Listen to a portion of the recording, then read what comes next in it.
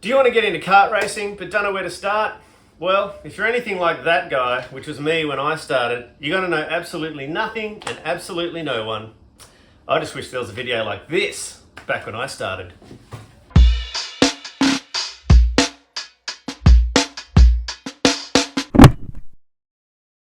Okay, so you've obviously clicked on this video because you're thinking about getting into karting, or maybe one of your kids, and you don't really know where to start.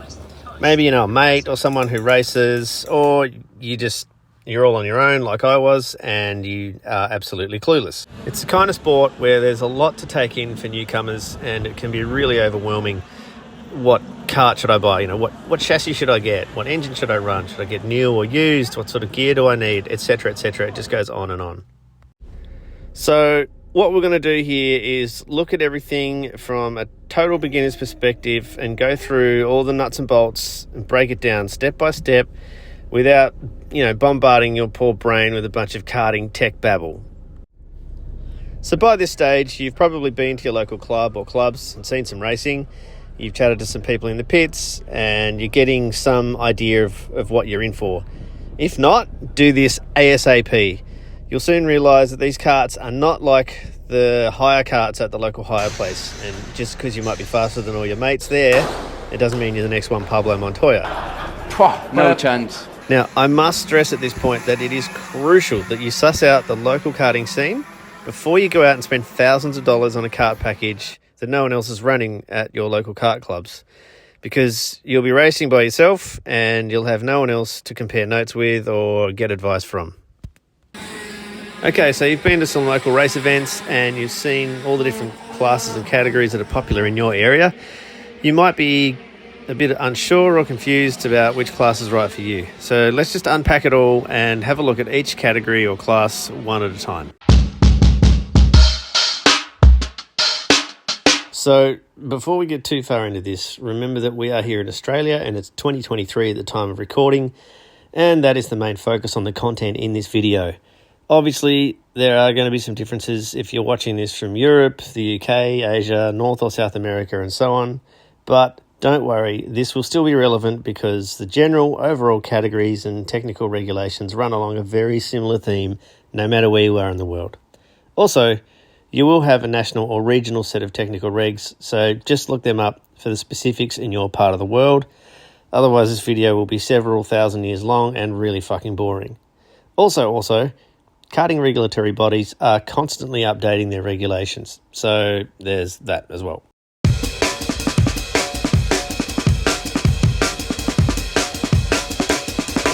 Okay, so breaking down the most common categories by age, let's start youngest first and take a look at Cadet 9. Now, Cadet 9 is for ages 6 up until their 10th birthday. Ages 6 to 7 is practice only, here in Australia at least. And then once your child has turned 7, they're old enough to race. There's a few tests they'll have to go through first to get their race license, and then they can properly race with the others on the track. Okay, now in terms of chassis for cadet or rookie or junior or bambino, whatever you call it in your part of the world, it's just a standard CIK cadet chassis. So the frame, I think the minimum has to be 880 millimeter. So if you've got a really small child, they're like 7 years or 6 years old, you can get a pretty tiny little 880 millimeter frame. If you're like Dex here, who's just moved up to Cadet 12, I think this is the same chassis he was using for Cadet 9, but he's quite a tall kid, so I think this is actually a 900 mil frame. And if he wanted to, when he goes up to juniors, he could continue to use this frame until he gets into a senior chassis. Also, Cadet 9 has minimum weight requirements, which is kart and driver combined, which will vary slightly depending on which engine you're running. So check your local regs for that. This means that if a driver is very small and light, you'll probably need to bolt on some ballast to make minimum weight. Now for tyres, like in every category of karting, there's a controlled tyre. So in this case for cadets in Australia, it's the same for Cadet 9 and Cadet 12. We run the Maxxis 190D slick and the MW21 wet tyre. Okay, now in terms of engines, so we've got 3 engine choices for cadets. So you can run the Vortex Mini Rock, which is this guy here. Cadet 9, you'll need a restrictor in the exhaust, but for Cadet 12, you can take that out. You've got the Kummer SW80 or the Yamaha KT100J. Almost everybody now just uses this thing. The Mini Rock's a good motor, reliable, good power, easy to work on. Everyone loves it.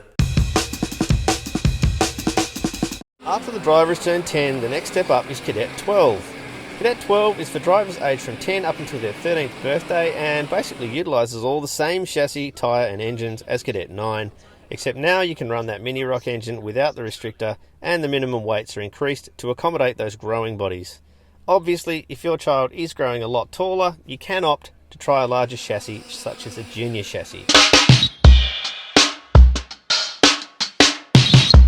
After growing out of the cadet classes, it's time to progress up to the junior categories, namely KA4 Junior and KA3 Junior. Junior categories are for drivers aged between 12 and 16 years of age, but KA4 and KA3 also have senior classes too, just to confuse you. For KA4 Junior, we run the Iami KA100cc engine with a restrictor plate, the LeConte LH03 slick tyre and the LeConte SV1 wet tyre. Now in terms of chassis, you can run whatever you want, even a senior chassis, which actually most kids do now. However, certain chassis geometry will suit the power and grip in this class better than others. KA4 is split into weight divisions of light and heavy, and you will need a C-grade junior licence. Then there's KA3 Junior, which is basically just the same as KA4, except you'll need to upgrade your licence to a B-grade junior licence because of the increase in power from around 14 brake horsepower to about 20 horsepower due to the removal of the engine restrictor plate.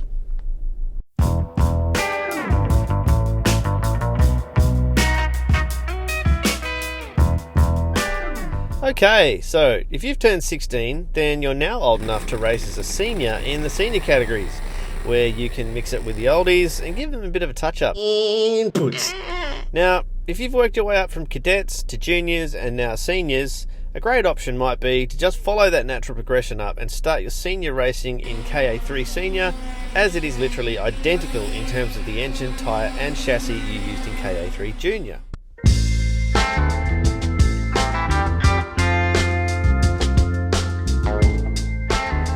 Alternatively, a great entry category at senior level is Tag 125 Restricted. Now the tag just stands for touch and go, meaning these karts run 125cc engines that have a push button start stop switch. Restricted means just that, they have a restrictor plate in the exhaust. Okay, so there's a wide variety of engines that are allowed by Karting Australia, such as the Rotax Max or the Evo, Iami X30, there's the PRD Galaxy, the Vortex Rock, the PRD Fireball, but most people at the moment, they're just using the X30 engine, and a few people like myself are still running the Rotax. But we're going to focus on the engines in a bit more detail later in the video. Our current control tyre for Tag 125 Restricted is the LeConte LH01 and the SV1 wet tyre. And as with most classes, there are also weight divisions, with light at 160 kilos, medium at 180 kilos, and heavy at 200 kilos. Now remember, those weights are for kart and driver together.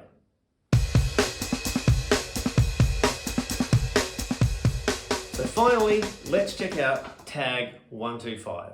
This is also just referred to as Tag, which is basically just Tag 125 Restricted, except you can take those restrictors out of the exhaust and exploit the full power of those engines. Obviously, because there's more speed involved, you will need to upgrade your race license to a B-grade racing license, and you get to run the stickier LeConte SVB slick tyre. Now, for some reason, Karting Australia, in all their wisdom, have decided that the minimum weight for the Rotax drivers is a little bit more for Tag 125. No idea why. As I've said before, look, there's a whole bunch of other categories and classes in go-karting. This isn't supposed to be a comprehensive deep dive. This is just to cover those basic sort of beginner club level categories that you're going to be looking at when you're just starting out. Probably should give a quick shout out to the slowly emerging 4SS category. It's basically just a 4-stroke Briggs & Stratton sealed engine with a ripcord start. Yeah, I know, glorified lawnmower. It isn't very exciting, but it is a great budget way to get into the sport and caters for cadet, junior and senior.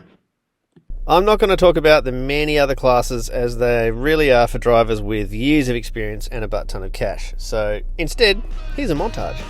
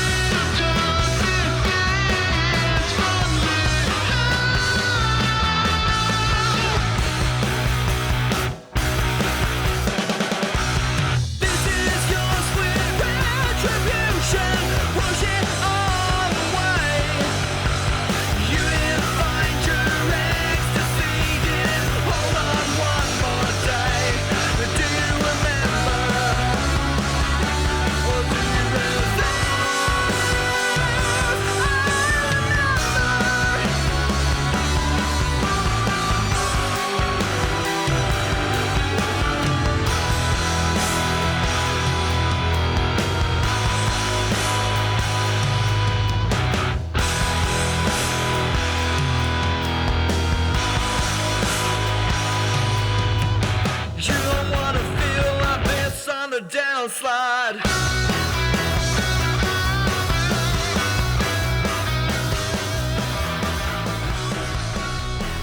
Okay, so we've covered what's going to be your bread and butter club level classes according to Karting Australia regs.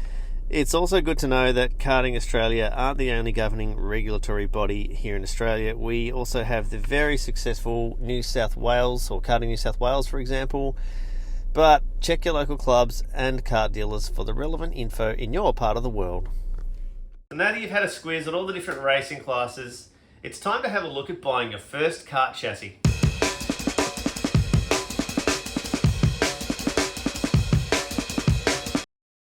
This can be one of the most difficult decisions for anyone who's just starting out.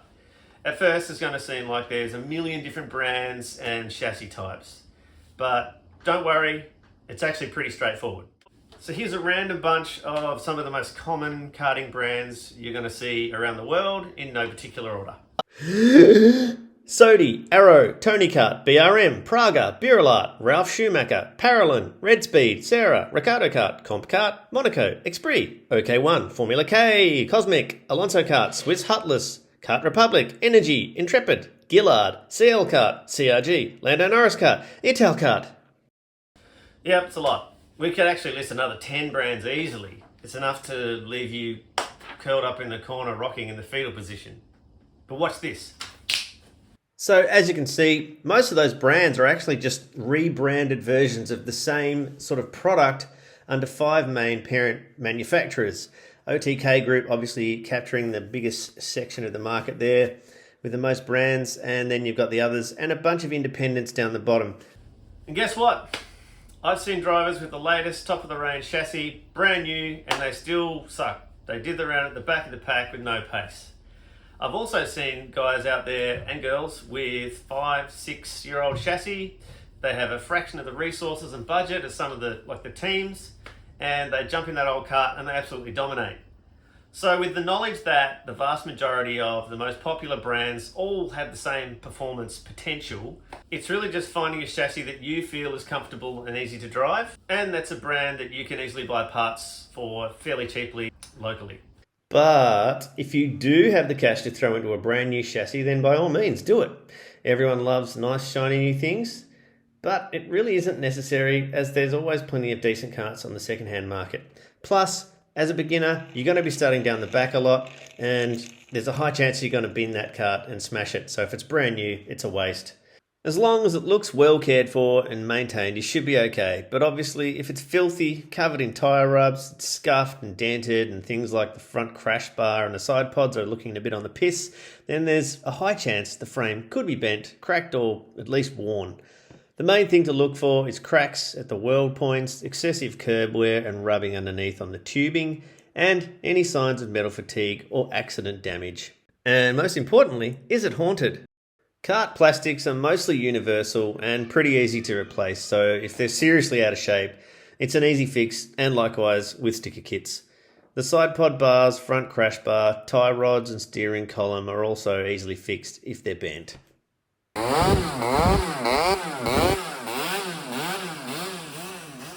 Okay, so we've had a pretty good look at all the different racing categories and also buying your first kart. So now let's have a better look at our engines. So as I've already touched on, there's actually quite a lot of different engines available in all the categories. So just to recap, I'm going to use this amazing infographic with some software developed by NASA to demonstrate and outline and recap all of our options. So Cadet 9, Vortex Mini Rock with the restrictor, the Kama SW80 or the Yamaha KT100J. Cadet 12, there's the Vortex Mini Rock Unrestricted or the Yamaha KT100J. Now, for KA4 and KA3 Junior, and actually KA4 and KA3 Senior, it's all the IAME KA100 engine. Getting into Tag 125, obviously they're all 125cc water-cooled engines. We have the IAME X30, there's the Rotax Max, and the versions include the Junior Max or J Max, there's the Pre-Evo and the Evo. You also have the PRD Galaxy, the PRD Fireball, the Vortex Rock GP, there's the Perilla Leopard, and the SQ Cheetah. So that might seem like a hell of a lot of engine choices for Tag, but like I said before, 95% of people were just using the X30, with the last few people using the trusty old Rotax. Each engine has its own unique power characteristics, so for parity, Karting Australia has stipulated slightly different restrictor sizes for each engine. But I won't go through each different type of restrictor for every single engine because they are changing all the time and they're probably going to be different all around the world anyway. So just check with your local rulebooks or kart dealer. So focusing on the most common Tag engines, we'll look at the X30 first. There's two versions. There's one with the older Type 1 exhaust system and then the newer updated Type 2 exhaust system.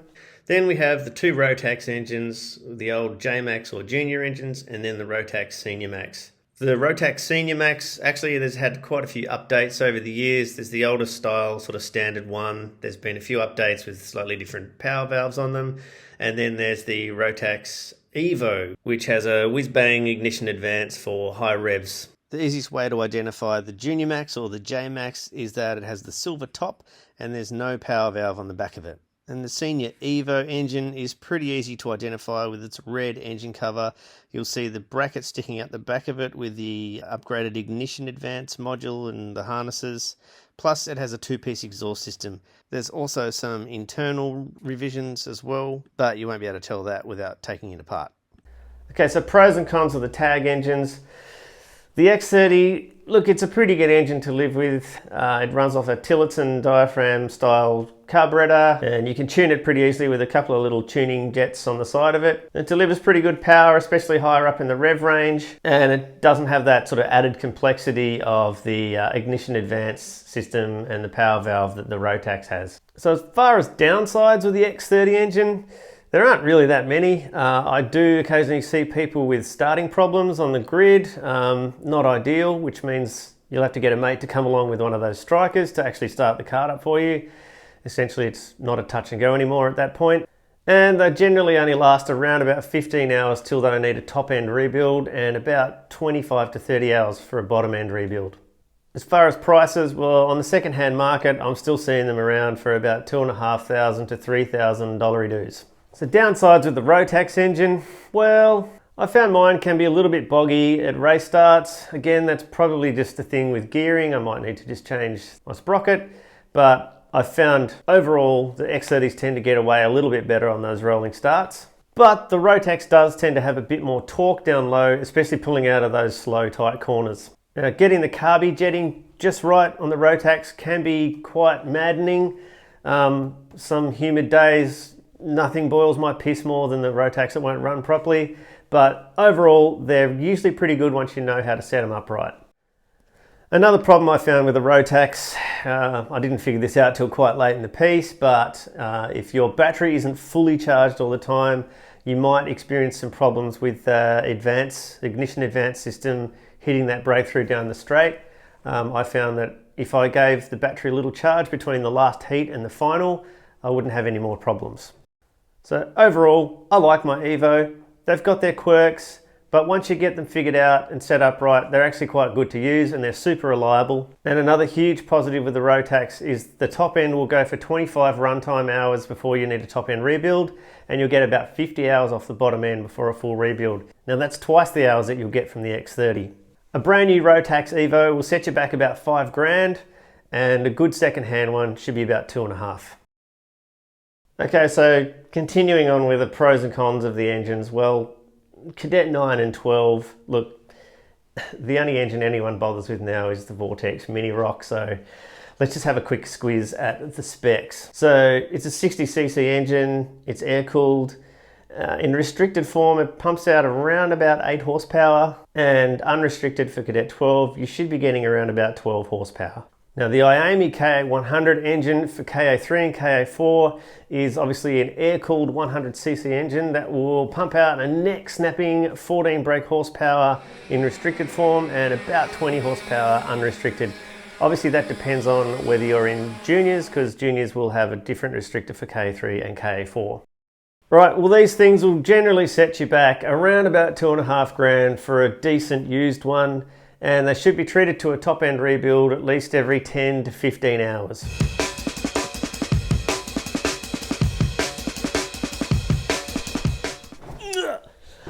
The last thing we're going to cover in this video is some of the gear and gadgets you're going to need to go racing. To get started, you're only going to need a few basic essential tools. Don't go out and buy all the shit at the kart shop just yet. You just don't need it yet. Anything more specialized you will generally accumulate over time as you get more experienced in the sport. So just start with a metric socket set and spanners, a hex or Allen key set, a small rattle gun, a tyre pressure gauge, tyre tongs, screwdrivers, pliers and side cutters, a soft hammer and some fuel mixing stuff. I mix mine with old baby formula bottles. If you can get your hands on a small air compressor, that will also be handy to keep your tyre pressures right, and a wheel alignment set so you can dial in your camber and toe angles perfectly. As with all things mechanical, there's a whole bunch of specialty tools and goodies like brake bleed tools, axle removers, little bespoke gadgets for doing little maintenance jobs on the engines, etc, etc. Look, some of this stuff I just personally improvise my own tool out of scraps in the shed, like this. This is my brake bleeder, and I had a family member with a lathe make this up using some old scrap bits of brass and some aluminium pipe. All it cost was about an hour of time. This one, €67 on Mondo Kart, or this one, both do the same thing.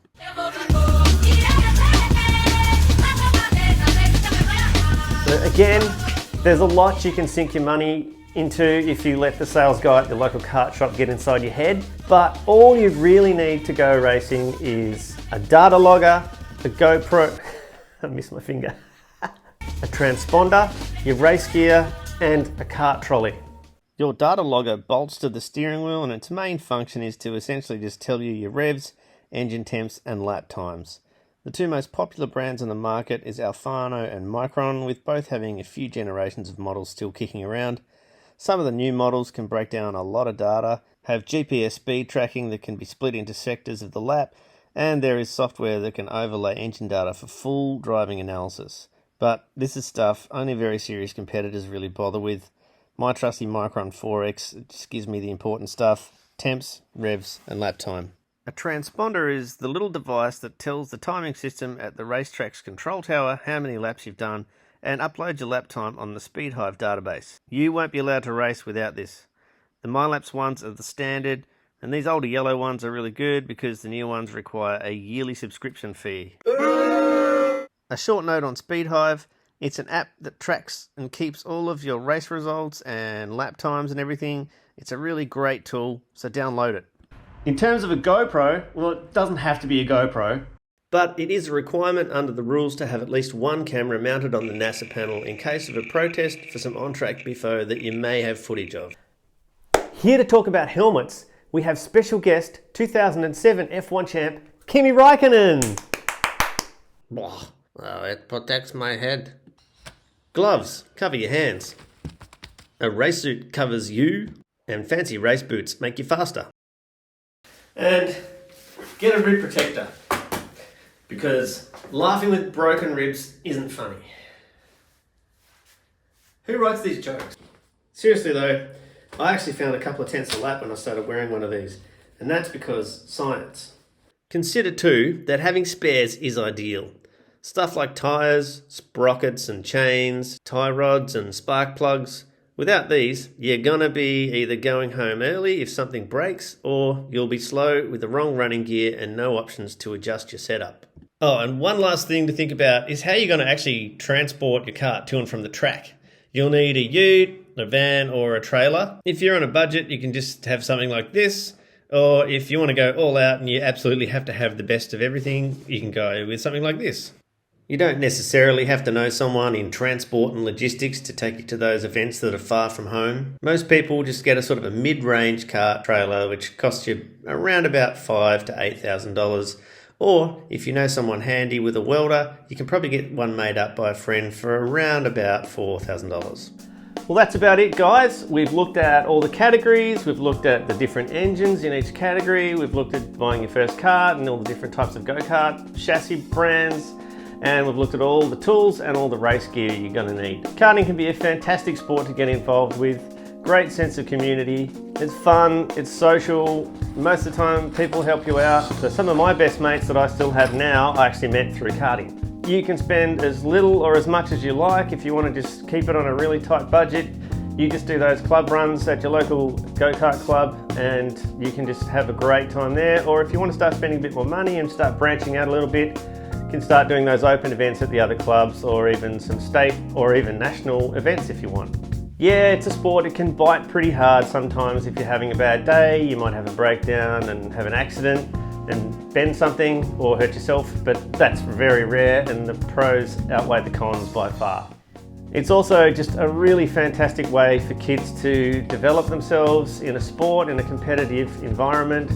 They learn all about healthy competition, situational awareness, how to assess risks, overcome fear, etc, etc. And the other bonus is that girls and boys can actually compete against each other on a level playing field. It's actually one of the few sports that I can think of where boys and girls can actually compete together. It's like a proper gender neutral sport.